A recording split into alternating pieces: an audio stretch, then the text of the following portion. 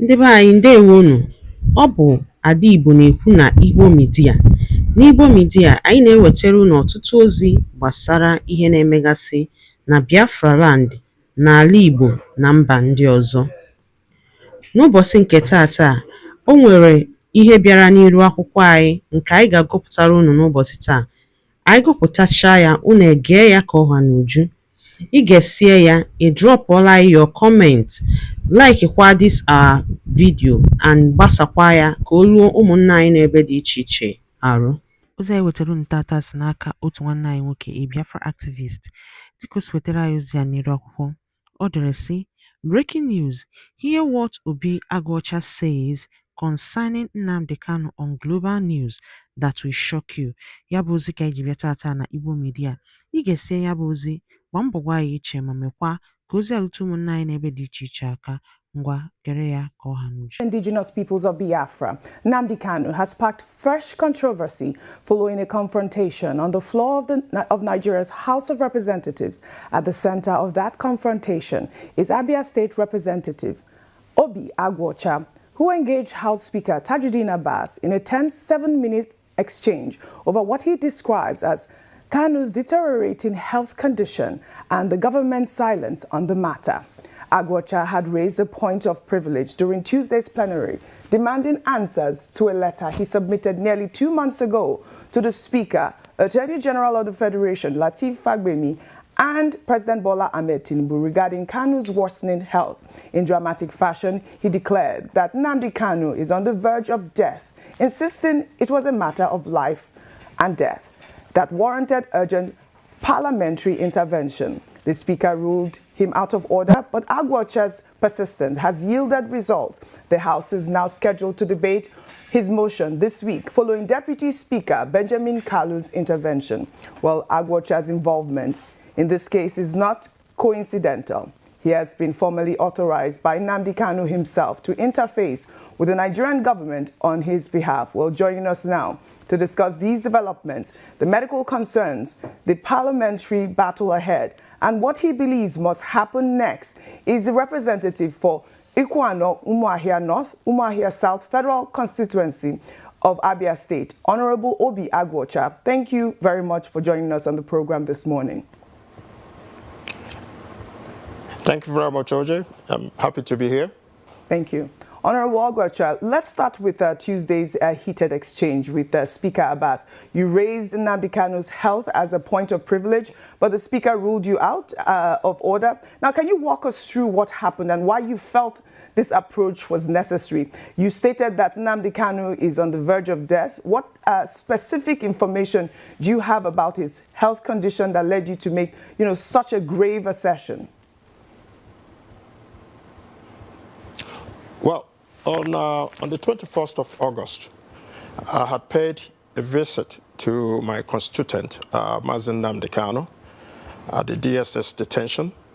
And when I met with him, honestly, I thought I was seeing a ghost-like figure.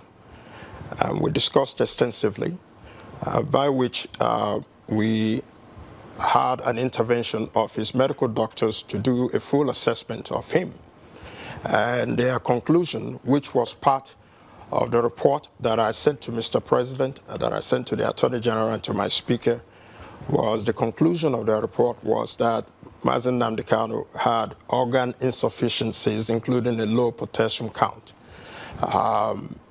You could also recall that during the rendition, the extraordinary rendition on him, his nose were broken, and so many other issues that arose from that. So mainly what I was saying to the Attorney General and to the Mr. President and to my Speaker was for them to urgently intervene to give him adequate medical treatment, and at the same time for them to constitute their own panel, government panel, to reassess Mazen Nnamdi Kanu with a view to look at the medical report that was in existence, which was his own medical report. And the Attorney General actually constituted a medical team to reevaluate Mazen Nnamdi Kanu.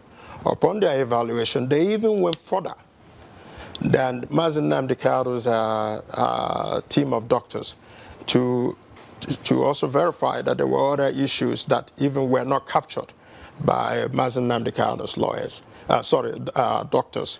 So the court in its sitting also instituted another panel of Nigerian Medical Association to independently verify the other two reports and assess Mazi Nnamdi Kanu.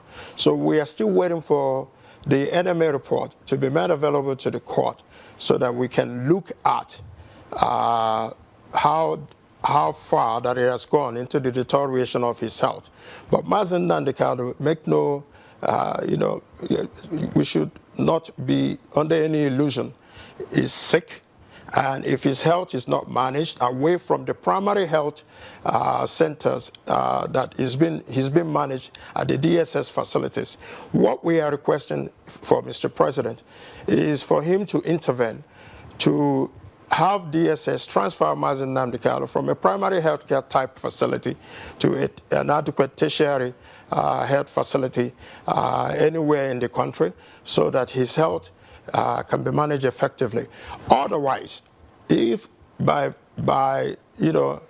providence that they allow Mazi Nnamdi Kanu to continue to deteriorate and he dies in detention, it will be catastrophic and volatile, especially in the Southeast, for them to manage. What we want is for the government to be circumspect about it and look at it critically, that Mazi Nnamdi Kanu has a fundamental human right. He has neither been convicted for any crime in Nigeria, nor, so that for him, the same right that should be availed to me or to any other Nigerian should also be accorded to Mazi Nnamdi Kanu. His health is very paramount and must be treated accordingly. All right, Honorable Aguocha, thanks for the information. You're very specific. You're also very detailed. But I'll also, at the risk of asking for, personal information, I'm wondering, since you've engaged directly with Mazi Nnamdi Kanu and with his medical team, and you're specific in what you are requesting for, the sort of medical attention at a medical facility that you think will be able to look after him. Do you have an idea of what ails him? What is he suffering from? I get the point of the broken nose, a few other things that you mentioned. But then if we're using phrases like on the verge of death and that the health is deteriorating, and we're talking, 2 months ago up till now, what precisely ails him? And what are your expectations when you return to plenary and you represent your demands to the Speaker of the House of Representatives? Are you hopeful that he will do the needful? I lost you there a bit, okay, but let me try to make the general assessment of what you just said. Yeah, I used the word on the verge of death because of the deteriorating conditions as were assessed by his own doctors. And as well, when the second team of doctors constituted by, I believe, at the leave of the Attorney General, also went further than the doctors. That means that, at the baseline, which is Nnamdi Kanu's doctors, are saying that he has organ deterioration and insufficiencies, low potassium. And if we continue to allow him to stay in that condition unmanaged and not given adequate medical treatment, then what we are invariably saying that Mazi Nnamdi Kanu is going to be on the verge of death, which was why I urgently said, please take this man away from the DSS treatment facility, which can be compared at best to a primary health facility. They will not be able to give him adequate treatment. And that was why I specifically requested for him to be taken to an adequate tertiary health facility where he can be given multiple attention on multiple issues to be treated. I mean, it's best for Nnamdi Kanu to be alive than to be dead. Even the judge in the matter said it's best for him. It's only somebody who is alive can stand trial. So, but fundamentally, this is something that is requested, that is due to Nnamdi Kanu as a citizen of Nigeria. Every citizen has a fundamental right to adequate health care and treatment. Now, regarding the Speaker, The urgency of it was why I came under privilege. One, because I have written them earlier, requesting for their intervention. And as a member, I deserve to have a response of whatever issues that I raise, whether it be positive or negative. So when they didn't respond, and it appears that that culture of silence existed in respect to Mazen Nnamdi Kanu, we cannot continue to deal with the issue of Mazen Nnamdi Kanu in private. It is important that it is venerated in public so that people would know his health status, his condition, and the solutions that we are providing for him to be treated. I don't think that asking for Nnamdi Kanu to be given adequate medical treatment is too much. But what we are saying that Mazen Nnamdi Kanu deserves every fundamental right to get adequate treatment from the state. Yes, thank you so much for that. Now, of course, we know that, you were specifically named by Nnamdi Kanu to interface with the federal government on his behalf, and you raised that order, that issue under Order 2, or Order 6, Rule 2, on privilege, like you rightly said. Now, in as much as the Speaker ruled you out of order, he has said and promised that this motion will be entertained under proper procedure. Have you gotten any commitment as to this being the case, when this might happen? I lost you there, but I think I understand what you are trying to ask. We've received a commitment from Mr. Speaker on the floor of the House of Representatives that he will allow for a proper motion to be brought to the House of Representatives for consideration. So within the next few days or within the next week, we hope to bring a proper motion for the consideration of the House of Representatives and for the House of Representatives to take a position on that, to which will determine whether Mazen Nnamdi Kanu has a fundamental right to be given adequate treatment while in detention. So I'm happy that even though that we came through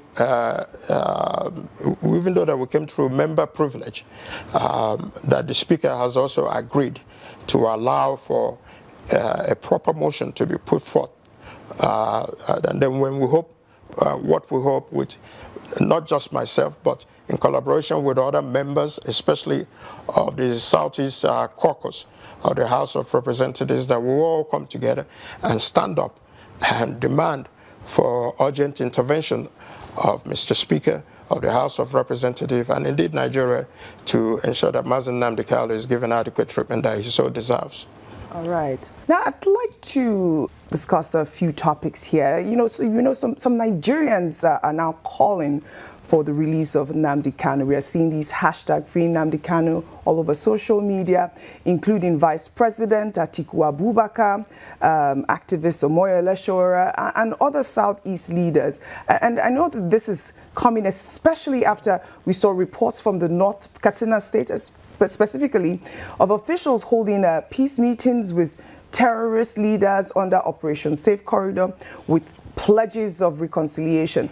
Meanwhile, we know that Nnamdi Kanu, who I believe was discharged at one point in 2022 by the Court of Appeal, remains in detention. And these are the conversations that we're seeing online. Now, how do you reconcile these apparent double standard in the government's approach in dealing with Nnamdi Kanu's case? Now, do you believe there is any sort of ethnic or regional dimension to how the federal government treats security challenges in the Southeast versus the Northwest? Yeah, thank you very much for that question, OJ. Clearly, Section 40 of the Nigerian Constitution as amended guarantees the right to peaceful assembly and association. So I'm very happy that despite the veil and the veil of silence that has existed all over the country, Nigerians are waking up to their responsibility and demanding for justice for Mazen Nnamdi Kanu. And if it takes for them to have a peaceful protest, then... Daalụ nne maka isonyere anyị n'iru akwụkwọ n'ụbọchị nke taata. Ọ bụrụ na ozi anyị wetara gị dị gị mma, gbaa mbọ gbasaa ya ka o rute ụmụnne anyị n'ebe dị iche iche arụ ma gwakwa anyị ichere na comment section. Ngwa ka ọ dị.